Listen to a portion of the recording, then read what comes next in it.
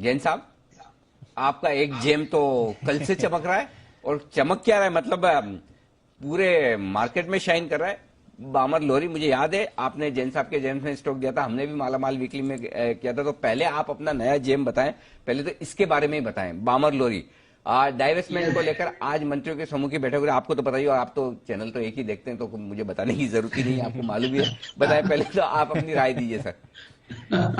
बिल्कुल Anil ji, Saturday Sunday को भी एक ही चैनल देखता हूँ, वाह, आप और ये क्या बात बताइए। है। मतलब ओटीटी चलेगी बात अलग है, बाकी टीवी चलेगी तो सिर्फ उसमें जी बिजनेस ही चलेगा, 590 नंबर ही, बस वाह, यही है। Very nice. और बिल्कुल बामर लॉरी की अगर आप बात करें तो ये कंपनी देखिए, इसको जब रेकमेंड किया था और मालामाल वीकली में भी शायद 100 के लेवल्स पे रेकमेंड किया गया था, मैंने भी 103-4 के लेवल्स पे रेकमेंड किया था। और इस कंपनी के साथ एक जो प्रॉब्लम आती है वो ये है कि इसके डिविडेंड को लोग बाग इंपॉर्टेंस नहीं देते हैं। डिविडेंड क्या है, 6% यील्ड है, तो उसको मैंने मेंशन भी किया था उस दिन। तो वो 6-7 रुपए भी गिर जाता तो साथ में देखिए ये जो 130 रुपए, 35 रुपए, 40 रुपए जो भी भाव है, साथ में डिविडेंड यील्ड भी आई होगी। So overall I am very bullish. मुझे लगता है कि ये जो कंपनी है, ये मैंने, इनका भी एक बामरॉल है, मैंने वीडॉल की एक कंपनी रेकमेंड की थी, सैपसॉल, सविता ऑयल टेक्नोलॉजीज, इनका एक बामरॉल है। तो ऐसे लुब्रिकेंट्स की ये एक ब्रांड है, ट्रैवल एजेंसी है, बहुत सारे इनमें कंपनियां हैं। और कैलकाटा में जो रहते हैं उनके तो बिल्डिंग को देखे भी होंगे, बहुत जबरदस्त प्रॉपर्टी है। सो ओवरऑल बामर लॉरी मुझे लगता है कि यहां से भी और वैल्यू बाकी है। देखते हैं डिसइन्वेस्टमेंट्स में क्या आती है, क्या न्यूज आती है दीपम की तरफ से। बट ओवरऑल मुझे लगता है कि एक बार होल्ड करके रखना चाहिए, अभी भी प्रॉफिट बुक नहीं करना चाहिए। हालांकि मैंने जो टारगेट दिया था वो 125-30 का दिया। ओके, 125-30 से तो काफी ऊपर ऑलरेडी बढ़ता, और अभी भी होल्ड करें, हड़बड़ी न करें, क्योंकि जिन डेवलपमेंट की इंतजार थी वो डेवलपमेंट अब आपके सामने होती हुई दिख रही है। आइए बढ़ते आगे, और जैन साहब बताइए आज का आपका जेम्स शेयर कौन सा है सर? बिल्कुल अनिल जी, एक बेहतरीन कंपनी है जिसका जून का क्वार्टर और सितंबर का क्वार्टर अच्छा नहीं गया, और पूरा लाजमी है कि वो नहीं जाएंगे, क्योंकि वो है luggage industry. Luggage industry was one of the worst affected industries.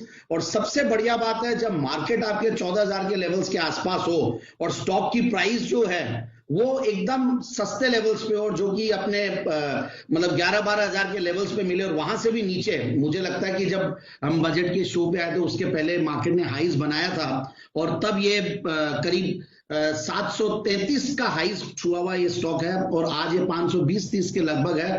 तो I am very bullish on the stock. सबसे बढ़िया बात है, इस पूरे इंडस्ट्री में 2 या 3 कंपनियां हैं बड़े सेगमेंट में। तो आप देख लीजिए कि वीआईपी इंडस्ट्रीज और सफारी है, और एक एसएमई में एक छोटी कंपनी है। तो ओवरऑल बहुत कम ऑप्शंस है, और लगेज में सॉफ्ट लगेज, हार्ड लगेज दोनों में ये कंपनी ने जबरदस्त इनोवेटिव प्रोडक्ट्स निकाल रखे हैं। बहुत अच्छी ब्रांड विजिबिलिटी इन्होंने बनाई है। और पिछले अगर 3 साल की कैगर देखे प्रॉफिट का, दैट इज एस्टोनिशिंग 42%, 5 साल की 43-44%, और सेल्स की ग्रोथ भी 25-26%। मार्च 2020 तक अगर देखें, क्योंकि मार्च 2020 तक ही इनको एक राइट पूरा फाइनेंशियल अच्छा ईयर मिला, तो हाईएस्ट एवर एनुअल प्रॉफिट्स इस कंपनी ने दिया है। तो मुझे लगता है कि अगर अच्छा बाउंस बैक का, रिकवरी का और वैक्सीन का थीम प्ले करना है, तो luggage can be a very good industry. और ऐसा नहीं है कि अब लगेजेस का यूज नहीं आ रहा है। जिस तरीके से लोगों ने अपना ट्रैवल स्टार्ट किया और लोग अपनी जो अंदर की भड़ास है वो जबरदस्त निकालेंगे, वो दिख रहा है मुझे। मैं वीकेंड पे गया था तो ऐसा लगता नहीं है कि कोई कोरोना आया था या कोई वैक्सीन का इंतजार है। लोग जबरदस्त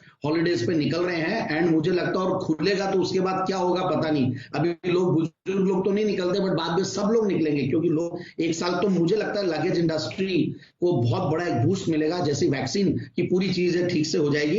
and this is one of the biggest beneficiaries of this particular development. तो मुझे लगता है, और क्वालिटी कंपनी है, वीआईपी भी मैंने रेकमेंड किया हुआ है, और मैंने दोनों कंपनियों को एनालाइज किया तो दोनों के क्वार्टरली रिजल्ट्स काफी खराब थे।